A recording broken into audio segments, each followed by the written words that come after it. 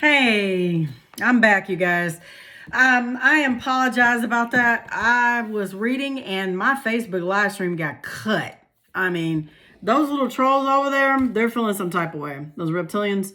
I would even venture to say it's probably, I'm not even going to say the word. Those that love us so much, that certain group of people, the Gajars, the Zionist supporters. Let me say that, okay? Along with the reptilians. I was reading some serious truth, and it really just confirms. It confirms what he's got in his book is true. I mean, they cut my feed like that, and I still can't get into it, which is funny. But that don't stop it. The one more get on Shop Show.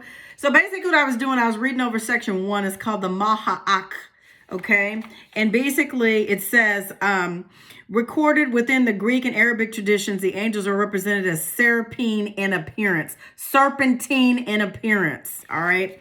A couple of other things I'm just going to read through here. The phenomena of morphing is compared to a builder, symbolic of initiatory knowledge. Okay. The appearance of the Mal Akh, which is Hebrew angel, is associated with war, famine, and death. Universally, the Mal Akh are attributed with conflict and disunity and encapsulated in the Greek verb mahiki, to fight.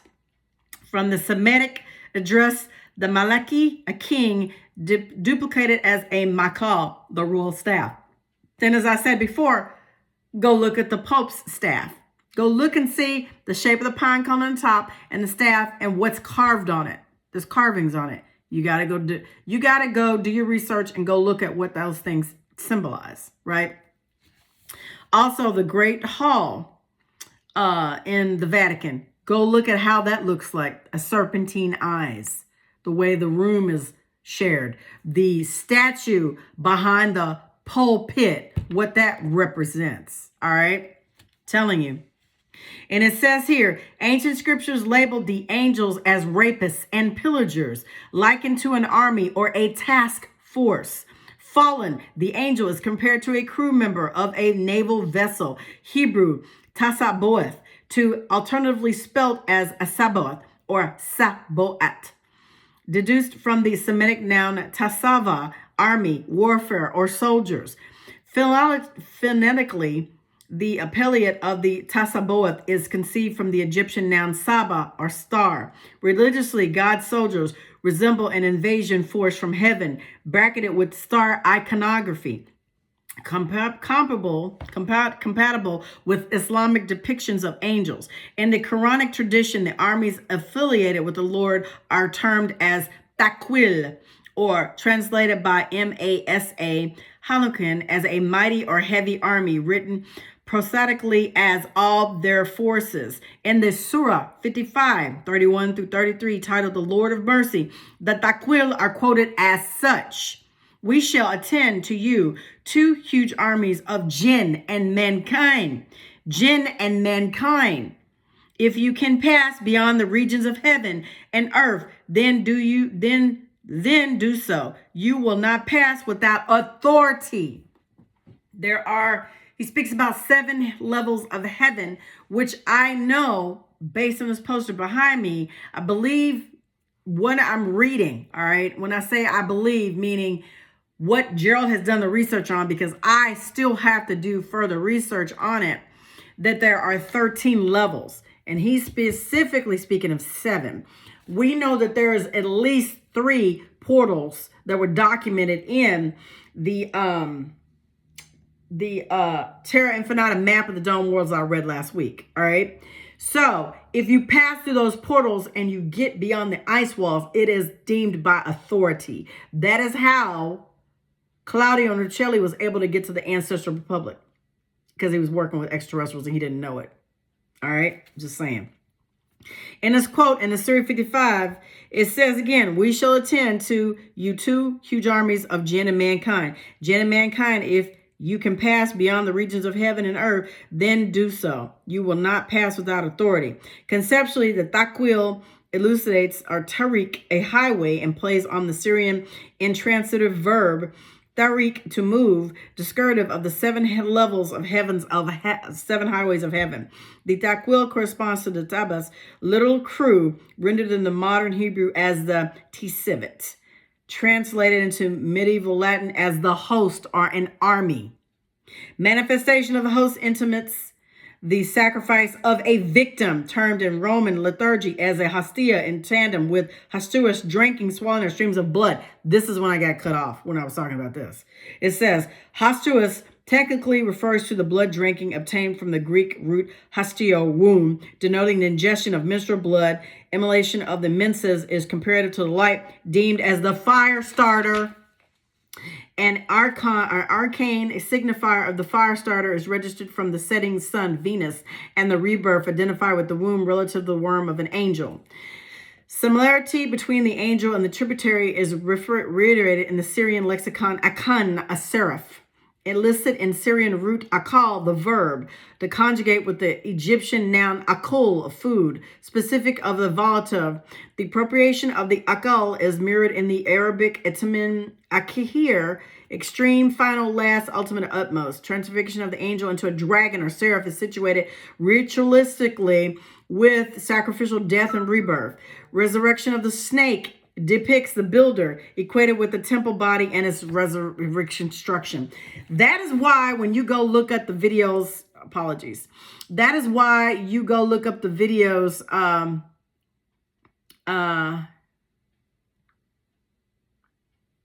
the Goddard Tunnel. I'm trying to think. The Gothard Tunnel, where they did the ceremony, right? That is one of the things that, I'm just silencing my phone. I apologize, you guys. The Goddard Tunnel, when they were doing the symbology with the horned and the winged owl and this goat head thing coming through, they were doing a sacrificial ritual there. Research how many people died during the course of making of that tunnel.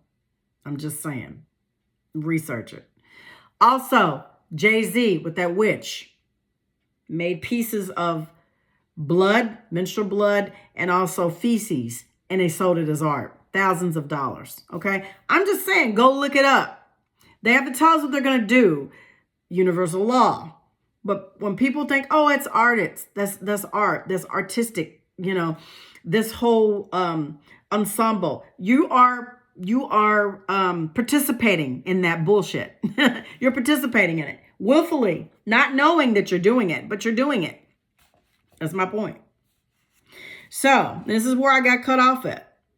I got cut off in my live stream, which doesn't surprise me because they feel in some type of way because I'm revealing the truth. Just saying. Just saying. All right. And you know that these things can take over your body and you can act as a host to them. You know that, right? Willfully or not willfully. I'm just saying. Speaking on facts here, not no belief. It's a fact. All right. All right. It's a fact. A belief is a lack of knowledge and knowing, like Chief says. This is a fact. They can take over a body. All right. With the being still be there. I'm just saying. So it says, advent of the host labeled as a royal is reducive of the warrior and designates killing or titular of the king. Similarities between the angel and the monarch are evident furthermore within the Canaanite tradition. The epithet Baal or Lord corresponds with the Arabic root Balhar, which is sailor, from Bur, which is sea. Closely grouped, the terms suggest Bahir, bright or shining. Shining ones, as I said on video previously. Indicative of an angel or a dragon. Connection between a magical or radiant being and a naval personnel is supplemented in the English language. It's an army of serpents, you guys. Shapeshifters, whatever you want to call it, that's what they are, okay? And it says, for instance, the noun fairy, a type of angel, is paired Semitically with the word fairy, adjunction to fiery. To summarize, the compound of Mal Akh, an angel, denotes a shining serpent, interpreted as a radiant king. And I did 3 pages of reading prior to get to this point. I'm just uploading this video on YouTube, and I'm going to upload this video on Facebook. Because it doesn't piss me off that they cut me. It just gives me credence and a confirmation that, hey, they are listening and they don't want this information out. And it just fascinates me. Is y'all picking with the wrong one. I'm here for a purpose. So it says, his cognomen is identical in the title Majesty, pictured as a flaming sink or watching eye, all-seeing eye. Association between the watcher and the serpent is pertinent. The eye is a synonym of the dragon, deified as an angel, as his offspring deemed as royal are human, angelic. Can I read that one more time for the people in the back row? The eye is a synonym of the dragon, deified as an angel, his offspring deemed as royal or human, angelic. In the Indo-Semitic languages, the eye illustrates Mal, a king, complementary of Mer, a serpent, rendered in Arabic as the adjective Mar. Linguistically, the saints are categorized with a fallen race, the Shatani or Satan, or the administrators. All right? Etymized as the reptile. Mar, a serpent, is cross-referenced in the Egyptian hieroglyphic with the verb mar, M-A-A-R, to see. Old Semitic mar'i, translation of mar, a snake from the Persian language, is commemorate in the Hebrew with the etymon of mahar, light, and mar, sight. The triple signifier of the reptilian eye and light is transferred into Greek vocabulary as the noun drakon, D-R-K-O-N, a reptile, from the root to watch or flash. Persona of the ruler embodied as a seeing eye in pairs of the double recorded as a snake or apparition. Comparison between the eye and the reptile is auxiliary in English. The etymon sapri, a dragon, replicates the Greek word or noun saprir or coil, conjugate in the Anglo-Saxon languages of the verb to spy, suggesting the watcher or seraph, to spy or to watch. In the Catholic Church, the optic device duplicates the seeing eye, an emblem of the dragon or angel. Bloodline of the fallen serpent is transcribed genetically from the Egyptian god of rebirth, Osiris. Okay, did y'all get that? Osiris. Adorned in a shroud and mummified, the bandages symbolize the snakeskin, illustrative of the resurrection. Osiris' name is written epigenetically, epigenographically, with the throne in the eye, emblems of the proto-monarchical line of Egypt. Device of the eye, ascribed to the reptile, a watcher, exceeds the seraphim, emblematic of the king of seraphim, watchers, light beings, light bearers. Lucifer brings the Satan, the administrators, the battle, mankind, jinn. All right. Symbols pertaining to the fiery deity, the Mal Akh, are complex and include the depiction of the angel as a supplanter, dragon, or navigator. Ancient descriptions record angels as sailors or mariners of heaven, labeled variously of the Tasoboath, the crew members, and they are. If you read the Lost Book of Enki, you would know that, or the Anunnaki wars behind me. It says, characterized as a hunter of a man, the seraph is pictured as a rapist, a desecrator. In addition, the snake in Judaism is envisioned as a watcher or arin of the earth, transposed into the Greek etymology, a dragon from drikos, an eye, shared epigeography with Osiris, epitomizing conflict and violence. The Sabaoth are traced historically from the divine lineage of the god Osiris, depicted as a sailor. Veneration of Osiris's boat depicts the starship or spaceship. Starship. enacted liturgically through worship. Diametrically, the church is laid out as a boat, classified with the king and governs in Old English. The noun orthoscape is translated into the modern item as worship. From the compound worth and ship, or skype, a ship, is diminutive of the Greek noun skypos, or boat, cognizant with the skipper and ship. Bloodline of the sovereign emphasizes the human angelic descent replicated through the snake, a race of falling angels. A race of falling angels. The renegade group are termed in Latin as the Serpentian, literally serpent race. Commemorated in Judaic tradition with the fallen tribe, the Septuagint are stylized as a star or dragon. To conclude, here's a conclusion. Had to break this up into 2 videos. Yet again, I'm questioning my internet, y'all. I have fiber and I should not be having these problems. So let's see.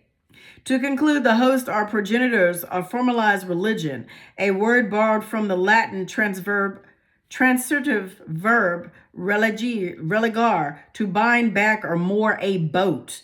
Materialization of the Mal Akh is disclosed in Greek tradition as the makrimos, referring to the blessed nature of one who has seen the mysteries. Documentary evidence for such creature is found throughout classical writing. And we're talking about the reptilians, y'all. We know there are 9 subset species that walk among us in this earth dome. Jewish scriptures record the snake as the apocryphal testament of Amram, the elevated nation, attributed to the father of Moses. In this important and sacred document, Amram reveals to his reader the submission of man, behold, to the fallen dragon, overlord and the ruler of the earth. This their earth. They rule over it. His summary of the snake is sobering and provides an excellent place to draw this chapter to a conclusion. He writes, they answered me, we have been empowered and rule over all mankind. One of them was terrifying in his appearance, like a serpent, his cloak many colors, yet very dark, his visage like a viper. All right. And that's the end of that. That's chapter that I read over is the Mal Akh. Mal Akh. All right. So I thank you guys for joining me. We'll get into the Sabi priesthood next. And I just may, since I am having problems with streaming this live, I may just do recordings and upload them both on Facebook and on YouTube. All right. They're feeling some type of way, baby. This is the book. You need to get it. I've held up the other ones in previous videos. We're going to get into it. They're going to feel some type of way. I don't care. This needs to be known. People need to notice stuff.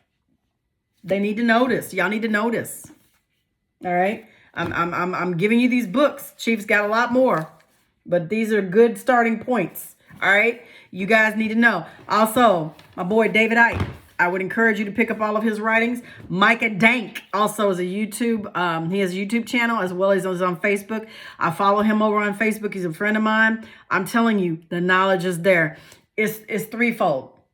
Just when you think you scratch the surface, if you're reading the text for the scriptures as they are, you're only getting the surface knowledge. You're only getting the very basic, and it's not even basic. All right. There are hidden meanings behind those texts, you all. All right. And then more importantly, there's a subset of species that's controlling every single thing. Man is not controlling. This is not a dome world that we control. The custodians control this along with the reptilian factions. All right. I'm just going to be honest with you. So in order for us to get out of this earth dome, we must ascend and we must learn the alchemical processes that our bodies go through every single month. Okay, this is our natural born birthright, if you want to use those words, as a sentient being that we're not taught. And so we're going to cover ascension heavily. Chief is reading over the science of sacred secretion. I have read over parts of it. You know, there are others who talk about it. Great people have great work, and we just need to listen and allow ourselves to just exist and be, right? I thank you guys for joining me for this reading. I apologize. It was short. I got cut off on Facebook. I summarized it. It's less than 20 minutes. I hope you find this beneficial. And when you get a chance, go check out the longer version over on Facebook before I was cut. I'll talk to you guys soon. Remember what I always say, be the change you want to see all around this earth, darling, because it's up to you and I to make a positive change. I'll talk to you guys soon.